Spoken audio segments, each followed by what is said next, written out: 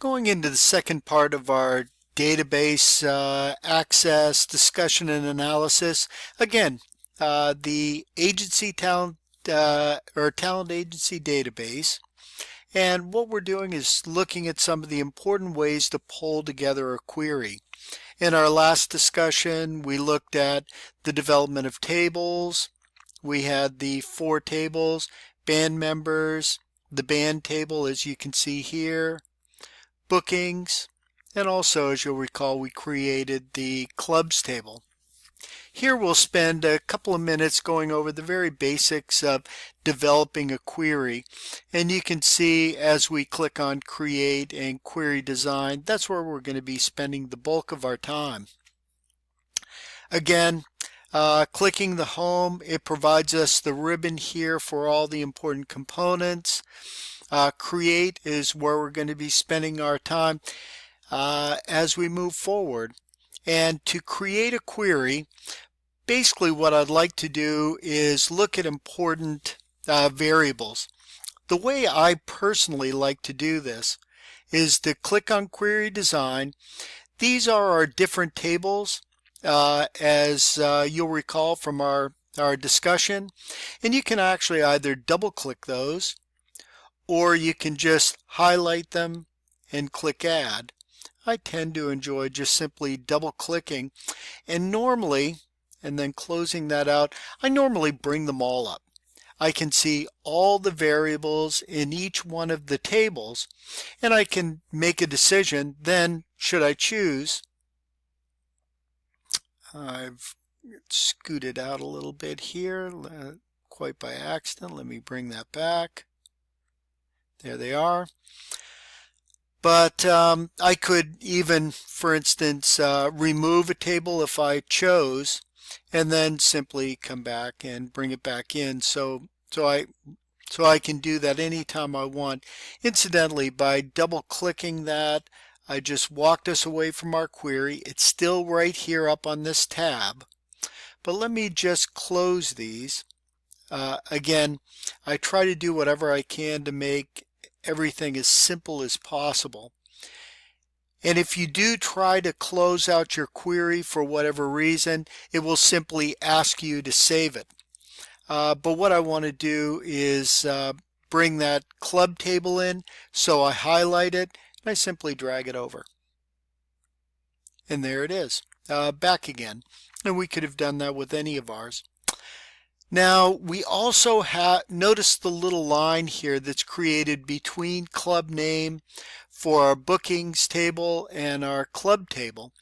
We need to link all of these databases. Otherwise, when we run our query, the computer never knows whether there should be duplication of data or not. So by linking them, for instance, we won't get the band name literally repeated 3 different times. So what I'll do is link the band names simply by holding, dragging it over to the other band name, and then letting go. And you can see that I've got every one of these 4 tables linked up one way or the other. So it looks like we're in pretty good shape here. Now to create the query, I've got to drop these variables down into our fields here. And so the first one is the band name. That seems pretty obvious. In my query, I want to do things like look at the band name, the date, the times, phone numbers, preferred fees, the booking fee, whether we feed the band. I have certain things that I want to know. And for instance, on this one, I'm going to double click band name. By the way, I can drag this down and just drop it there, or I could have double clicked it. Another one I want is, let's say, the band phone number, in case I want to give them a call. I can actually just double click that and it drops right down in. Another one, how about the club phone number? Okay, where is the club phone number? There it is. I'll double click on that, it brings it right down. How about the fee for bookings? Now, the preferred fee, as well as actually the fee that the band got played, that's over in bookings. Notice that we can pick and choose variables from any one of these tables because they are all four linked up. Otherwise, we'd be out of luck. Now, let's say also, for sake of discussion, let me see, anything else? You know what I didn't bring in was the booking date. Let's, where's the date of the booking? Yeah, let's bring that over. Yeah, so we've got all those together. We're in good shape and ready to go. Now I could simply run this, and as a matter of fact I will, just for illustration. What we do when we want to know the band name, the band phone number, the club phone, the preferred fee, the booking fee, and the date. We just go over to the ribbon and we click on run, and it runs us all that information. And so what you have here is the band name, the band phone, and all the other pieces of information. Now let's say you wanted to make a choice. Matter of fact, one choice, you've got the preferred fee and the actual fee here. Let's say that we want to print this off in a report, but we don't want anybody to see the preferred fee. Only the, or better yet, let's say just the fee that was charged. All we have to do is click on View, go down to Design View, and we see in the criteria here, Show, I come across the fee, and I just check that box so it's blank. Now when I go up to Run, up on the ribbon, I click, and all of a sudden it doesn't show that column for the fee. All it shows is our preferred fee. Let's say, oh, you know, also, let's go to Design View, and I want to know feeding the band. But I only want those that we are going to be feeding.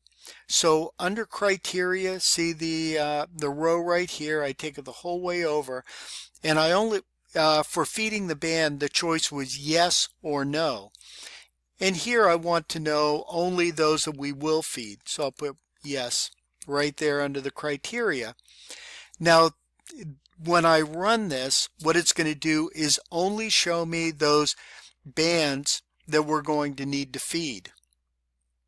I click on Run, and you can see that the list is much shorter because it only includes those that we plan to feed for as part of the contract arrangement.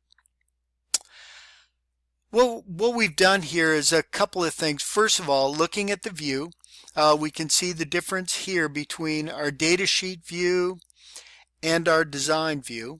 I'll click on Design View. Secondly, we went through the process of linking up the tables to ensure that we're actually including all the important data and information. Next, we were able to show how we could pull down the different variables, whether it's band name, band phone number, date, whether we feed the band, preferred fee, feed all that, their fee, and bring those down. And then lastly, we looked at two different criteria to show a table or a data field, for instance, fee for bookings, and also a criteria. And as we move forward, we'll play around with those a little bit more so that it can be illustrated how incredibly robust the Access database can be for providing us the information that we need. Thank you very much, and I hope this was of value.